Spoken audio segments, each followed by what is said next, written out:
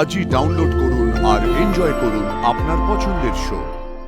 মাগো, ওর জন্মদিন কোন দিন তা আমি জানি না, কিন্তু আজকের দিনে ও ঘর আলো করে এসেছিল আমাদের ঘরে।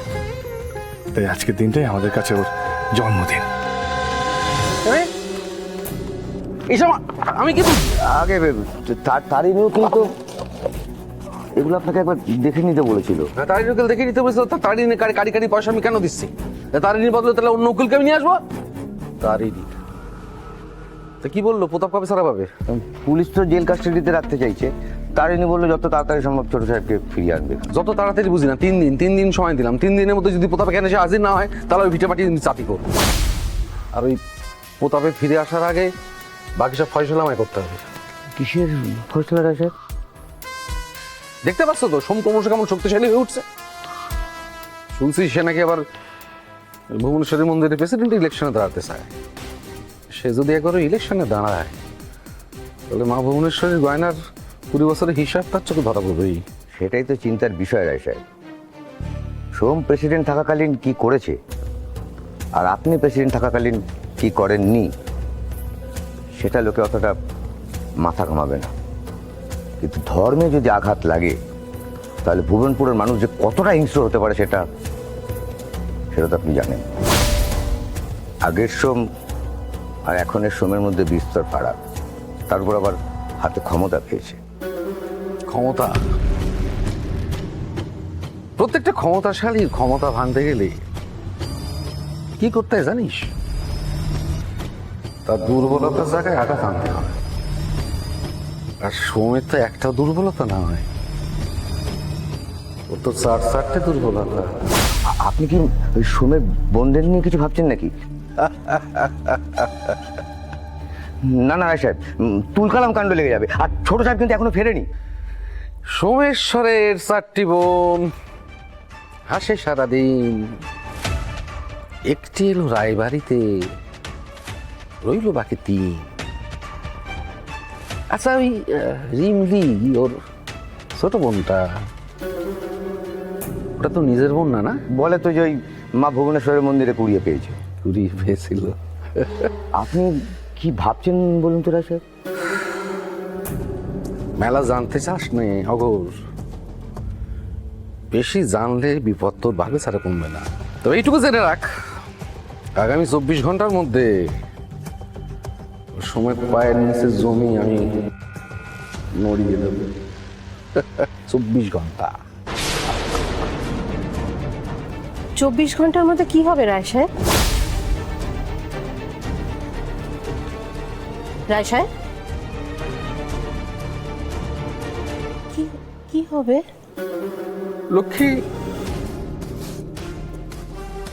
লক্ষ্মী, আমি 24 ঘন্টা উপবাস করে থাকবো, উপোস করে থাকবো 24 ঘন্টা। মা ভুবনেশ্বরীর কাছে আমি মানত করেছি আমি 24 ঘন্টা নির্জল উপবাস করে থাকবো। আমি মায়ের কাছে কাল গিয়ে হত্যে দিয়ে পড়বো। ও মা, আমি সারা জীবন অনেক পাপ করেছি, সেই পাপের আজ যেন আমার প্রতাপের গায়ে না লাগে। আমার প্রতাপরে তুমি ছেড়ে দাও মা।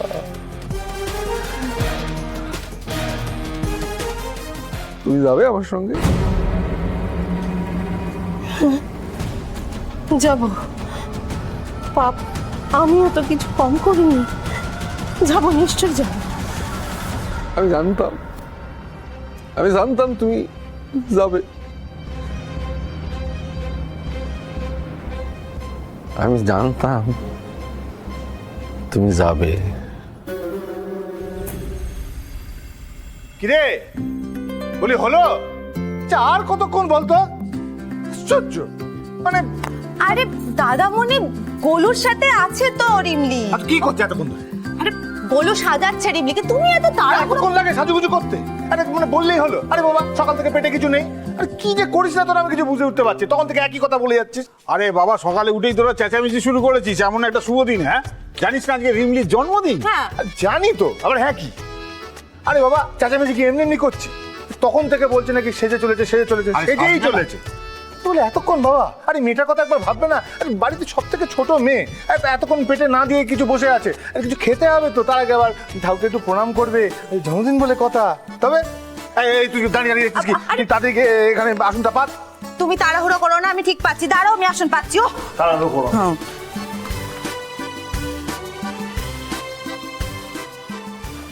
ওরে বাবারে, খুব সুন্দর লাগছে। ওই যে দাদামণি অপেক্ষা করছে, যা।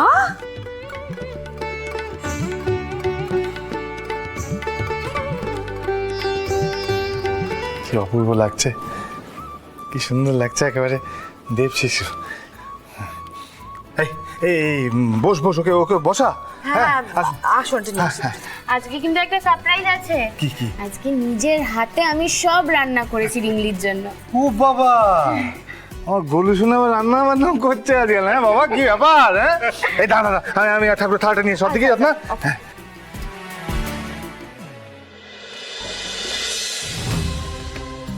মাগো, ওর জন্মদিন কোন দিন তা আমি জানি না, কিন্তু আজকের দিনে ও ঘর আলো করে এসেছিল আমাদের ঘরে।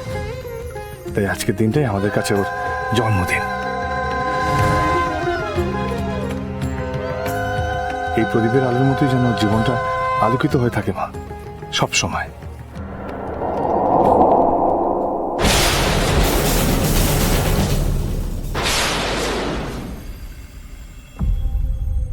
প্রতাপের কথা ভাবছেন তাই না? আমি সবই বুঝতে পারি। কি আর বলি লক্ষ্মী, জানো তো সব কিছুই। অন্য দুটোর মতো ওর মাথাটা যদি সরাস হতো তাহলে তো আপনার কিছু ছিল না। একের পর এক যা কাণ্ড ঘটাচ্ছে। আজকে মায়ের কাছে খুব করে প্রার্থনা করেছি, মা যেন এবার ওর মাথায় একটু শুভ বুদ্ধি দেন। প্রার্থনা তো সে কবে থেকে করছো, ফল কিছু পেলে? বিশ্বাসে মিলায় বস্তু, তর্কে বহুদূর। আরে ওখানে কি হচ্ছে দেখুন। তাই তো দেখছি, দুস্থ ছেলে মেয়েদের পোশাক বিতরণ করছে।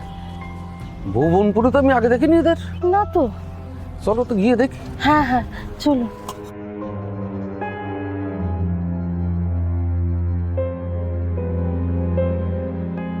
নমস্কার নমস্কার নমস্কার। অধমের নাম হচ্ছে পার্থসারথী রায়। আমি হচ্ছে মা ভুবনেশ্বরী মন্দিরের কমিটি চেয়ারম্যান, আর এই হচ্ছে আমার বই সৌলক্ষী। তো আপনার তো আগে এখানে কোথাও দেখিনি? না, আমরা এখানে থাকি না, আমরা চন্দনপুরে থাকি। ও আচ্ছা, তো আপনার মন্দিরে দান ধান করছেন, ভালো লাগলো, তাই ভাবলাম আপনাদের সঙ্গে আলাপ করে আসি। খুব আনন্দের ব্যাপার, একটা শুভ দিনে এরকম দান করছেন, এ তো ভীষণ ভালো ব্যাপার। না দিদি, এটা আনন্দ নয়, কষ্ট। আর আজকের এই দিনটাও কোনো শুভ দিন নয় আমাদের কাছে। কি ব্যাপার বলুন তো একটু। কি আর বলবো, আজ থেকে 12 বছর আগে মা ভুবনেশ্বরীর বড় করে পুজো ছিল। সেদিন আমরাও দেখতে এসেছিলাম আমাদের মেয়েকে নিয়ে। ওকে এখানে রেখে আমরা দণ্ডি কাটতে গেছিলাম, ফিরে এসে দেখি কেউ নেই।